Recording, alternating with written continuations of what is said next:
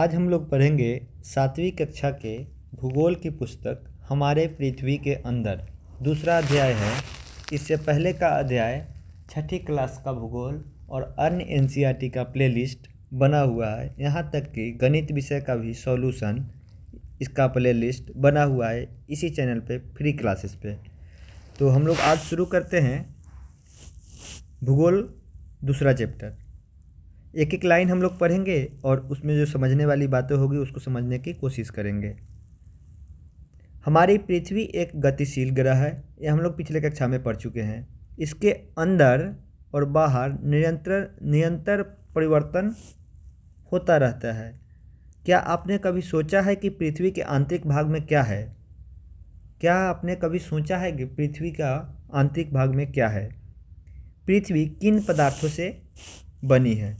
ये एक दो सवालों को हम लोग आगे देखेंगे। कौन कौन सा सवाल है? पृथ्वी किन पदार्थों से बना है, उसके आंतरिक भाग में क्या है। पहले देखेंगे पृथ्वी का आंतरिक भाग। एक फ़ोटो दिया हुआ है, पहले फ़ोटो को देखते हैं, पहले पढ़ते हैं, उसके बाद फ़ोटो से समझेंगे। एक प्याज की तरह पृथ्वी भी एक के ऊपर एक सकेंद्री परतों से बनी है। ये परत से बनी हुई है, जो परत यहाँ इमेज में दिख रही है। पृथ्वी की सतह की सबसे ऊपरी परत को प्रपटी कहते हैं। इसको क्या कहते हैं? ऊपरी परत को। ये हो गया प्रपटी। यह सबसे पतली परत होती है। अब पूछा जाए कि पृथ्वी की सबसे पतला भाग कौन सा होता है, तो ये है प्रपटी। सबसे पतला कौन सा होता है? ऊपर वाला भाग, प्रपटी। यह महाद्वीपीय सतह में 35 किलोमीटर एवं समुद्री सतह में केवल 5 किलोमीटर। जैसे ऐसे समझिए कि अगर ये महाद्वीप है, ये इंडिया का मैप दिख रहा है ना, इसके किनारे पर अगर देखेंगे, इसके पास यहाँ पे देखेंगे तो 35 किलोमीटर जहाँ स्थल है वहाँ पे कितना देखेंगे?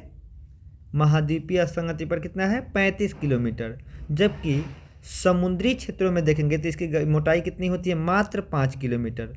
मतलब कहने का सेंस है कि समुद्र में भूप्रपटी पतली होती है, प्रपटी जो होती है पतली होती है, उसकी अपेक्षा स्थल पे उससे ज़्यादा होती है। कितना होता है? 35 किलोमीटर स्थल पे और समुद्र में केवल 5 किलोमीटर। महाद्वीपीय संगति मुख्य रूप से सिलिका एंड एल्युमिनियम का बना होता है। किसका होता है? सिलिका और एल्युमिनियम का, जैसे खनिजों का बना होता है, इसलिए इसे सियाल कहते हैं। सिलिका और एल्युमिनियम से क्या बना है? सियाल। महासागर की परपटी सियाल बना हुआ है, भूप्रपटी जो स्थल वाला भाग है। जबकि महासागर की परपटी मुख्यतः सिलिका एवं मैग्नीशियम का बना है। किसका? सिलिका एवं मैग्नीशियम का। इसे क्या कहते हैं? शीमे कहते हैं। शीमे, सी से सिलिका, में से मैग्नीशियम कहा जाता है। परपटी के ठीक नीचे मेंटल होता है। परपटी के ठीक नीचे सबसे ऊपरी भाग कौन है? परपटी। उसके नीचे क्या होता है? मेंटल, जिसका जो कितना होता है? 2900 किलोमीटर। हम लोग परपटी कितना देखे थे? स्थल भाग पर 35 किलोमीटर और समुद्र में 5 किलोमीटर। लेकिन ठीक परपटी के नीचे क्या होता है? ये वाला मेंटल है। इसकी जो है दूरी कितनी है? इसकी ऊंचाई जो है 2900 किलोमीटर है। 2900 किलोमीटर सबसे मोटा भाग यही दिख रहा है। इसकी सबसे आंतरिक परत को क्रोड कहते हैं। अब पृथ्वी में 3 भाग हम लोग देखे हैं। एक परपटी देखे हैं, दूसरा क्या देखे हैं? दूसरा मेंटल देखे हैं, और आंतरिक भाग जो होता है क्रोड होता है। यहाँ से देखे आंतरिक भाग कौन है? ये क्रोड हो गया, ये लाल वाला भाग। उसके बाद ये मेंटल हो गया, ऊपर वाला परपटी हो गया। समझ गए? परपटी में स्थल भाग पे क्या होता है? हम लोग सियाल देखे हैं। और समुद्री भाग पे क्या देखे हैं? Silica aluminium. और समुद्री भाग में क्या देखे हैं? सीमे देखे हैं, सिलिका एंड मैग्नीशियम देखे हैं। ये कुछ जानकारियां है जिसे हम लोग देखेंगे। विश्व की सबसे गहरी खान दक्षिण अफ्रीका में स्थित है। इसकी गहराई लगभग 4 किलोमीटर है। जो खदान से हम लोग जो खनिज निकालते हैं, सबसे गहरा खान जो दुनिया में है वो कहाँ है? दक्षिण अफ्रीका में है, जिसकी गहराई कितनी है? 4 किलोमीटर। और तेल की खोज में इंजीनियर ने 6 किलोमीटर गहरी खुदाई तक खोद चुके हैं। पृथ्वी के केंद्र तक पहुंचने के लिए, जो बिल्कुल असंभव है, मैंने कोई नहीं पहुंच सकता पृथ्वी के केंद्र तक। आपको समुद्री सतह से 6000 किलोमीटर खोदना पड़ेगा, जो संभव नहीं है। समुंदर से खोदिएगा तब 6000 किलोमीटर खोदना पड़ेगा, लेकिन जो चीज़ संभव नहीं है। इमेज में दे सकते हैं, ये हो गया परपटी स्थलमंडल, उसके बाद सबसे ऊपर क्या होता है, परपटी, उसके बाद बेंटल 29 किलोमीटर, उसके बाद आंतरिक क्रोड होता है। अब देखिए इसमें क्या, अब महासागर वाला जो महाद्वीपीय परपटी, इसकी ऊंचाई कितना होता है, 35 किलोमीटर, और महासागरीय परपटी कितना होता है, 5 किलोमीटर। यहाँ पे ऊंचाई देख रहे हैं, यहाँ 5 किलोमीटर परपटी है, यहाँ परपटी क्या होता है, कम होता है। आगे देखेंगे, ये हम लोग मेंटल देखे हैं। मेंटल का जो क्रोड भाग है, भले क्रोड सबसे आंतरिक भाग जो क्रोड था अंदर वाला पृथ्वी के, इसका जो है त्रिज्या कितना है, 35 किलोमीटर। यह मुख्यतः निकेल एवं लोहा का बना हुआ है। यह भी क्वेश्चन पूछा जा सकता है कि क्रोड किस चीज़ से बना होता है, तो ये निकेल और लोहे का बना होता है, जिसे नीफे कहते हैं। क्या कहते हैं, नीफे कहते हैं। केंद्रीय क्रोड का तापमान और दाब काफ़ी उच्च होता है। अब हम लोग पढ़ेंगे शैल एवं खनिज। पृथ्वी के परपटी अनेक प्रकार के शैलों से बनी है। पृथ्वी की परपटी बनाने वाले खनिज पदार्थ के किसी भी प्राकृतिक पिंड को शैल कहते हैं। शैल किसे कहते हैं, पृथ्वी की परपटी बनाने वाले खनिज पदार्थ किसी भी प्राकृतिक पिंड को क्या कहते हैं, शैल कहते हैं। शैल विभिन्न रंग, आकार और गठन के हो सकते हैं। मुख्य रूप से शैल 3 प्रकार के होते हैं। शैल कितने प्रकार के होते हैं, 3 प्रकार के। कौन कौन सा, आग्नेय शैल, आग्नेय शैल, अवसादी यानी सेडिमेंट्री शैल, कायांतरित माने मेटामॉर्फिक शैल कहते हैं इसको। कौन कौन सा, आग्नेय, अवसादी, कायांतरित। आगे हम लोग देखेंगे आग्नेय, अवसादी और कायांतरित कैसे कैसे होते हैं। द्रवित मैग्मा ठंडा होकर ठोस हो जाता है। मैग्मा जो पृथ्वी के अंदर से निकलता है क्या होता है, द्रवित होता है। द्रवित मैग्मा ठंडा होकर ठोस हो जाता है। इस प्रकार से बने शैलों को आग्नेय शैल कहते हैं, और इसे प्राथमिक शैल भी कहते हैं। जैसे गर्म अंदर से मैग्मा निकला और ठंडा हो गया, उसको क्या कहते हैं, आग्नेय शैल या प्राथमिक शैल कहते हैं। आग्नेय शैल भी 2 प्रकार के होते हैं, अंतर्भेदी, बहिर्भेदी। अंतर्भेदी बहिर्भेदी आगे के कक्षा में पढ़ेंगे, लेकिन थोड़ा सा ये समझ लीजिए कि समझिए कि ये ज़मीन हुआ, ये ज़मीन का परपटी हुआ। जो मैग्मा निकला अंदर ही रुक गया, उसमें क्या होगा, ये अंतर्भेदी शैल हो गया। जो बाहर निकला वो बहिर्भेदी शैल हो गया। इसमें भी कई प्रकार के होते हैं, जो आगे की कक्षा में हम लोग पढ़ेंगे। क्या आप ज्वालामुखी से निकलने वाले लावा की कल्पना कर सकते हैं। न्यूज़ में, पेपर में कहीं कहीं देखे होंगे ज्वालामुखी का, उसको कल्पना करना है। वास्तव में आग की तरह लाल द्रवित मैग्मा ही लावा है, जो पृथ्वी के आंतरिक भाग से निकलकर सतह पर आ जाता है। जब द्रवित लावा पृथ्वी की सतह पर आ जाता है और तेज़ी से ठंडा होता है और ठोस बन जाता है। क्या बन जाता है, हम लोग हाइलाइटर ले लेते हैं, ठोस बन जाता है।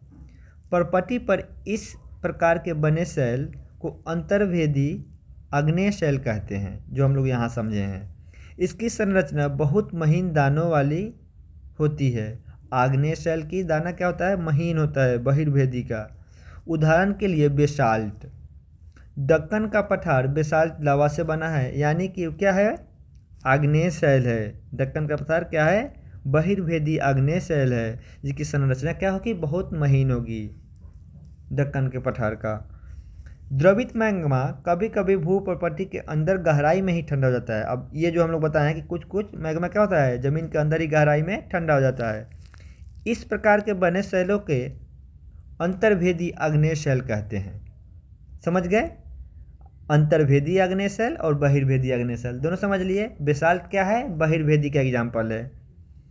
धीरे धीरे ठंडा होने के कारण ये बड़े दाने का रूप ले लेते हैं। अब ये अंतर्भेदी होता है, इसमें क्या, ज़मीन के अंदर है, बाहर निकलने पे जल्दी ठंडा हो जाएगा तो उसका महीन दाना होगा। और जो अंदर ही धीरे धीरे ज़मीन से सटा हुआ, जो ज़मीन के अंदर ही रुक गया है, धीरे धीरे ठंडा होगा, इसका दाना क्या होगा, बड़ा होगा।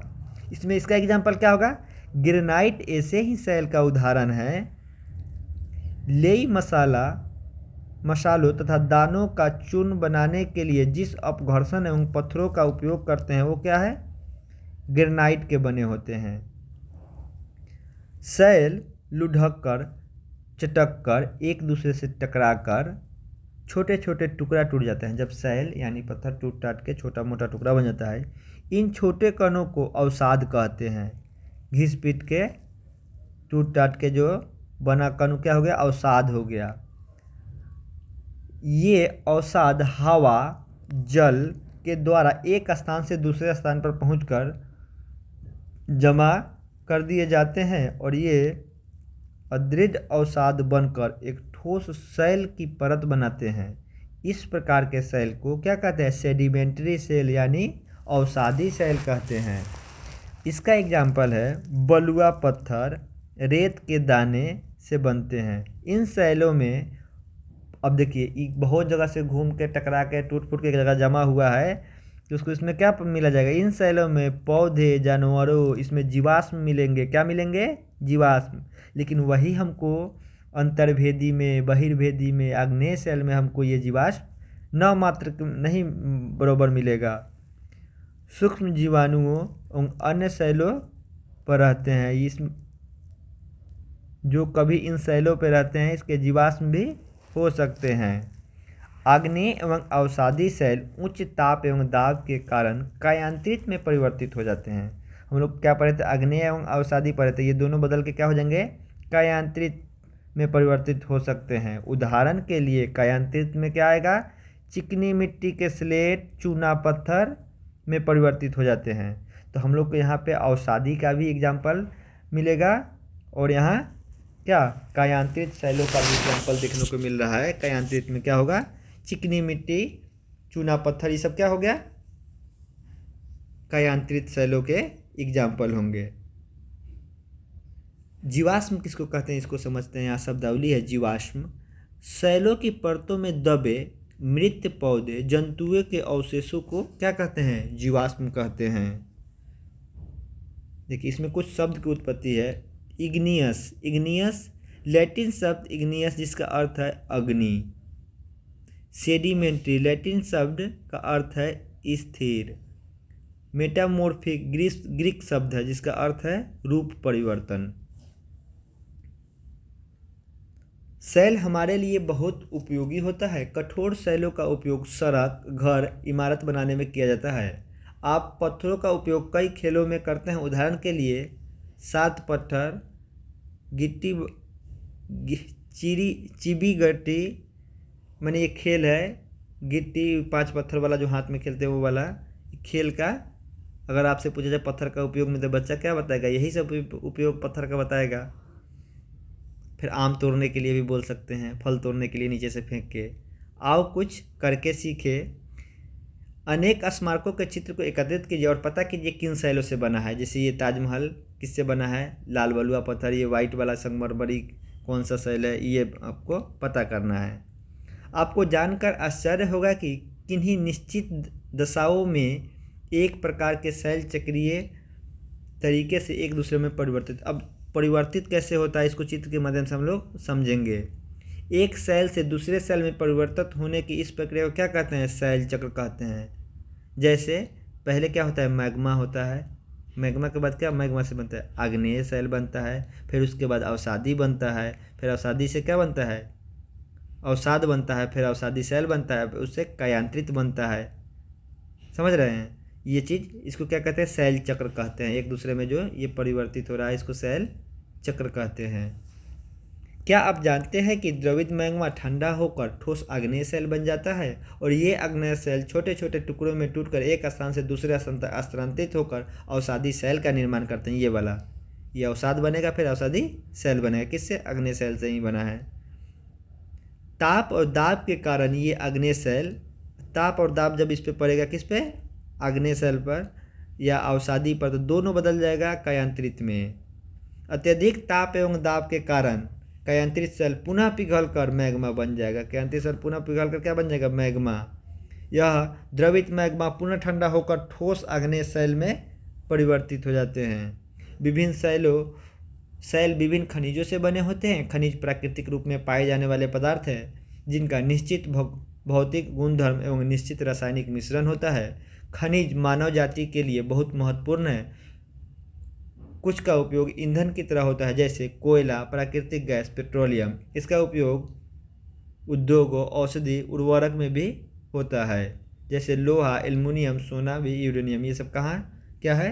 खनिज ही हैं। और कुछ करके सीखे। अपने राज्य में कौन कौन से खनिज पाए जाते हैं ये पता करना है। अपनी कक्षा में दिखाने के लिए कुछ नमूने भी एकत्रित कीजिए। ये हुआ चैप्टर हम लोग का समाप्त। मिलते हैं नेक्स्ट चैप्टर में।